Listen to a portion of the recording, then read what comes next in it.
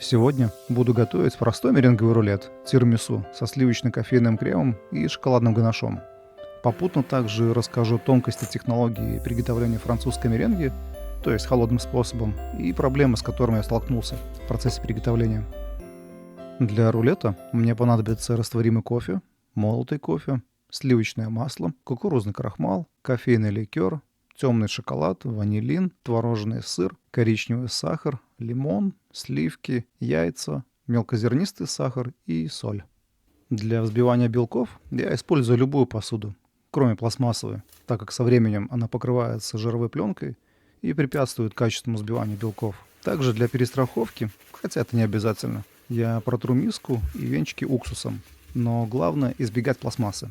Вся проблема в том, что белок в основном состоит из воды и не очень дружит, знаете, с жиром, который обволакивает белковые связи, препятствуя удержанию воды. Яйца я беру супер свежие. Они, конечно, дольше и тяжелее взбиваются, но зато пена более стабильная и крепкая. А вот старые яйца, действительно, они быстрее взбиваются, но это происходит за счет ослабленных белковых связей. От этого пена менее устойчивая, и тем, кстати, выше риск вытекания жидкости и образования хлопьев. А все дело в том, что яичный белок, как и любой другой белок, это аминокислотные связи, которые со временем, естественно, стареют, становятся более щелочными, и эти связи ослабевают и денатурируют. Грубо говоря, разлагаются.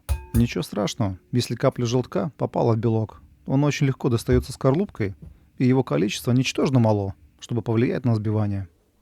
Белки я взбиваю комнатной температуры. Так сахар быстрее растворяется, да и сами белки более податливы к взбиванию.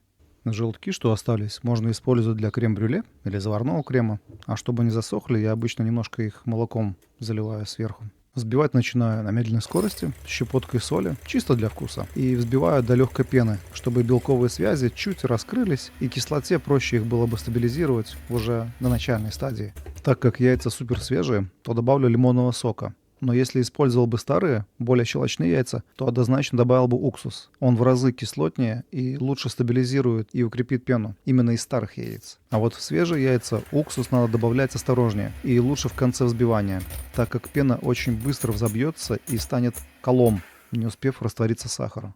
При появлении плотных пиков, то есть полном раскрытии белковых связей, можно начинать добавлять ванилин и сахар, увеличив скорость миксера до средне-быстрой. Сахар желательно добавлять постепенно, небольшими порциями. Это делается, чтобы не утяжелить пену, и сахар равномерно распределился по белковым связям. Так сахару легче будет впитать в себя лишнюю влагу из белков и в конечном счете сделает саму массу более стабильной. Если добавить сразу весь сахар, и особенно взбивая ручным миксером, то белковая масса может так никогда и не приобрести ту густую консистенцию. Как добавил весь сахар, сразу снижаю скорость на среднюю, так как пена уже становится плотнее, и при слишком высокой скорости образуются более крупные нестабильные пузыри, а должна быть как пена на капучино, мелкопористая, плотная и стабильная, которая не опадает. Эта техника также применима при замесе бисквитного теста. И этот дефект больших пузырей можно наблюдать, когда вы будете выпекать вашу меренгу в духовке, и она отлично поднимется, но потом также отлично и опадет. Часто слышу, а можно ли добавить меньше сахара и сделать безе менее сладко-приторным? Понимаете, если добавить меньше сахара, то сахар не сможет собрать всю влагу, и эта свободная влага потом может начать вытекать из белковой массы при выпекании, и тогда появляется риск, что безе упадет. Кстати, сахар я использую мелкозернистый, не рафинированный. Он лучше растворяется, и с ним получается более выраженная суфлеобразная структура готовой меренги, чем на сахарной пудре, которая зачастую содержит крахмал, препятствующий взбиванию белковой массы.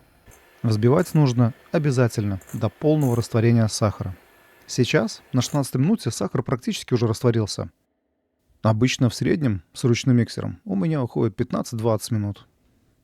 Не полностью растворенный сахар при выпекании проступит в виде коричневых карамельных капель и более плотные меренги.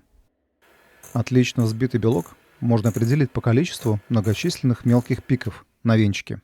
И благодаря свежим яйцам, кислоте и большому количеству сахара такой белок нереально перевзбить. Он просто станет максимально густым и будет попросту разлетаться по стенкам, как масло. Сейчас, на 19 минуте, сахар, вижу, вообще не чувствуется. Он полностью растворился, превратив белковую жидкость в тягучий сироп. Теперь можно смело добавлять крахмал. В данном случае крахмал выступает в роли муки. Он связывает и удерживает свободную влагу, что осталось, делая меренгу после выпекания более влажной и эластичной внутри, что позволяет спокойно скрутить рулет, даже с пересушенным хрустящим верхом. А крахмал я использую кукурузный, чтобы не отдавала картошка. Выпекать я предпочитаю на силиконовом коврике. Он не скользит по противню и к нему ничего не прилипает. Размер коврика у меня 30 на 40 сантиметров. Сбоку еще подложу кусочек пергамента для декора. Пергамент тоже не любой подойдет. Надо смотреть, чтобы он был обработан силиконом, иначе прилипнет насмерть. И чтобы пергамент не ерзал по противню, его можно приклеить белковой массой или прихватить магнитиками. Белковую массу можно отсадить кондитерским мешком с декоративной насадкой, но не у всех он есть, да и лень с мешком возиться, поэтому нанесу просто лопаткой и разровняю. Меренгу можно такой гладкой выпекать, либо использовать подручные средства, фигурные шпатели, нож с зубьями, ту же вилку и нанести интересный рисунок. Тут уже, как говорится, ограничено вашей фантазией. Толщина слоя у меня примерно 1,5 сантиметра. Это поможет скорректировать время выпекания. Чем тоньше слой, тем короче время выпекания. Или наоборот. По меренге я пройдусь декоративным шпателем для красоты. И по краям уберу лишний крем. Он еще пригодится для декора. Сверху присыплю молотым кофе, так как у меня это будет а-ля тирамису. Но можно заменить чем угодно. Орехами, сублимированными фруктами. А для дополнительного хруста корочки можно еще присыпать и сахарной пудрой. А остатки крема я выложу рядышком на кусочек пергамента, придам форму зубочисткой и потом использую для декорации рулета. Выпекание делится на 3 стадии. Вначале идет 20-минутное выпекание с образованием корки и цвета при 120-170 градусах. Чем выше температура, тем толще и темнее корка, и выше, соответственно, риск образования трещин. Если выпекать с конвекцией, то температуру выставить на 20 градусов меньше. На первой стадии я предпочитаю печь с конвекцией, так как конвекция более равномерно распределяет тепло, что важно для начального образования равномерной корки.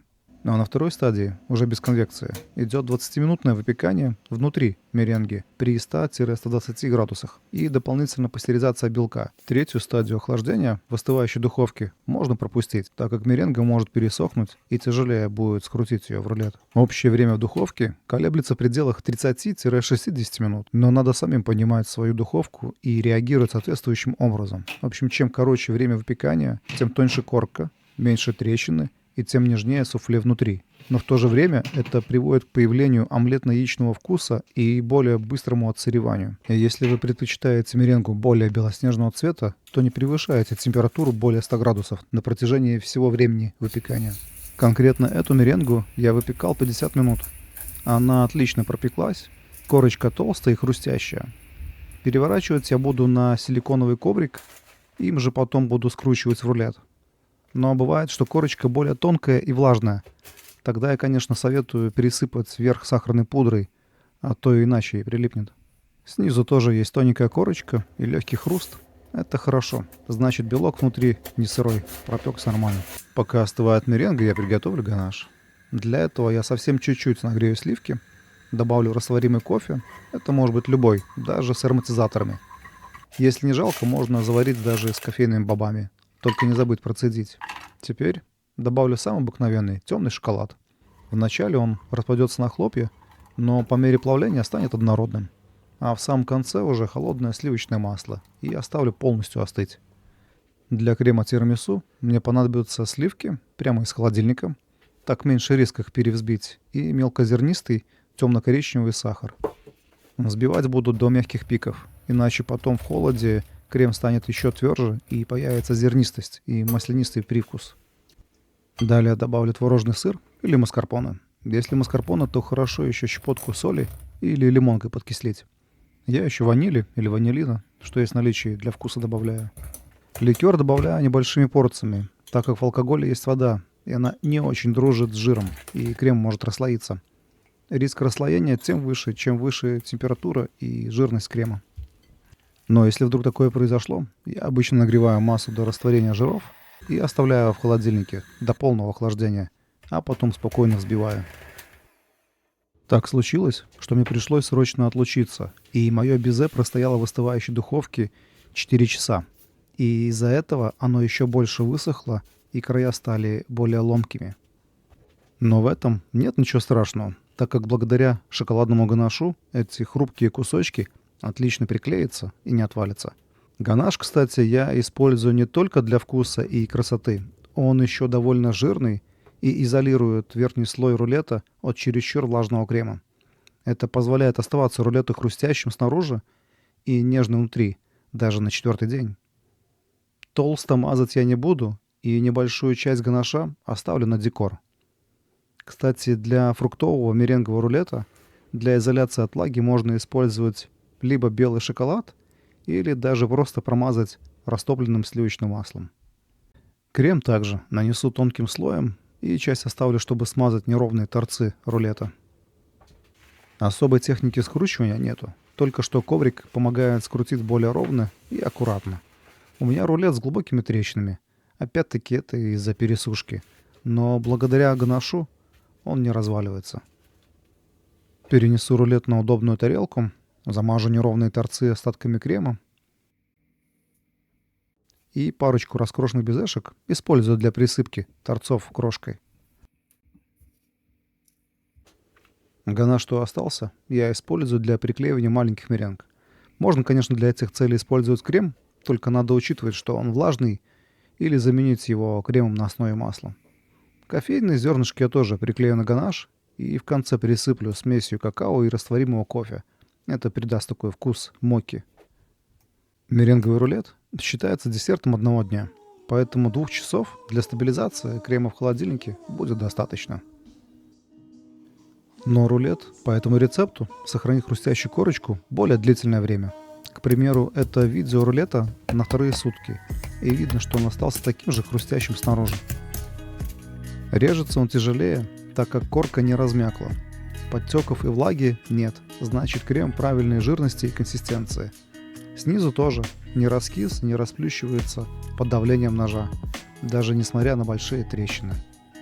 Аромат рулета просто изумительный. Кофейно-шоколадный, очень нежный внутри, а снаружи хрустящий и немного жевательный, но к зубам как карамель не липнет. Очень приятное сочетание разных текстур, хрустящей корочки, полутвердого ганаша и нежнейшего суфле. Вкус крема как пломбировый крем-брюле, а все благодаря ликеру, который объединил все вкусовые нотки в один потрясающий карамельный букет. А на этом видео рулет уже пошел 5-й день, и остался он таким же, как и в первый день, хрустящим снаружи, нежным внутри и даже снизу сухим. Хранился он в холодильнике под пищевой пленкой при 4 градусах, но по правилам, конечно, его срок хранения составляет 24 часа. У меня сливки были свежие, и вкус никак не испортился, но это уже на ваше усмотрение. В этой таблице собраны проблемы и ошибки, с которыми я столкнулся при неоднократном приготовлении меренги, и способы решения этих проблем основаны на моем личном опыте проб и ошибок. Так что эта таблица не является 100% правильной и надежной, так как, естественно, ограничена моим пониманием и опытом работы с меренгой. Но, надеюсь, она хоть чуточку поможет вам разобраться в столь элементарном, но коварном десерте.